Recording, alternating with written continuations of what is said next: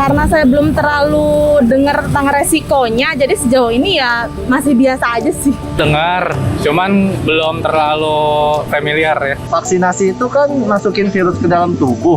Apa itu nggak makin berbahaya? Karena kan kalau misalnya kita tidak tervaksin dan imun kita tidak kuat, menghindar dari virus ini seperti apa kan kita juga nggak tahu. Masih sering bingung dengan informasi seputar vaksin? Apalagi dari pertanyaan-pertanyaan tadi, banyak juga nih yang bingung tentang aman tidaknya vaksin. Sampai ada isu yang tidak berkaitan sama sekali. Wajar, karena masih banyak warga yang seringkali menerima informasi tentang vaksin yang sumbernya tidak bisa dipertanggungjawabkan. Akhirnya, infodemik ini menyebabkan keraguan.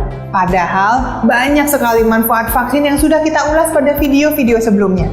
Jadi, penting ya untuk meluangkan sedikit waktu untuk mencari informasi yang valid di masa seperti sekarang ini. Budaya untuk mengecek sumber berita dan kebenarannya menjadi kunci. Sejak lebih dari 9 bulan pandemi ini berlangsung, sudah ada ribuan hoax tentang COVID-19. Beberapa di antaranya terkait dengan vaksin. Yang pertama, katanya vaksin mengandung bibit penyakit, jadi sama saja dengan membuat badan kita jadi sakit.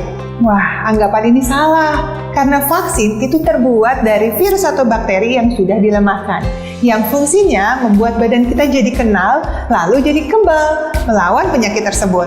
Hal ini tidak sama ya dengan membuat tubuh jadi sakit. Nah, berikut ini adalah beberapa jenis kandungan vaksin.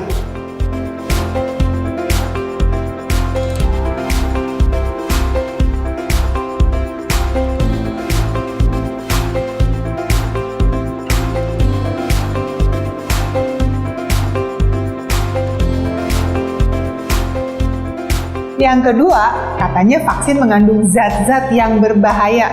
Wah, vaksin yang sudah diproduksi massal tentu harus memenuhi syarat utama: aman, efektif, stabil, dan efisien. Setiap vaksin yang beredar harus lebih dulu lolos uji dari otoritas yang berwenang. Di Indonesia, ada Badan POM sebagai badan yang berwenang yang akan memastikan bahwa vaksin aman dan tidak mengandung bahan berbahaya. Yang ketiga nih, kalau vaksin nanti sudah tersedia, berarti kita akan aman.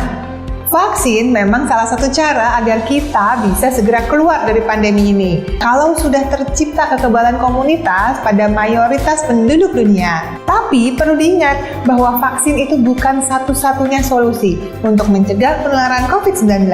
Disiplin dan patuh terhadap protokol kesehatan juga penting dan efektif untuk menurunkan risiko penularan. Jadi ingat, gerakan 3M ditambah lagi dengan vaksinasi.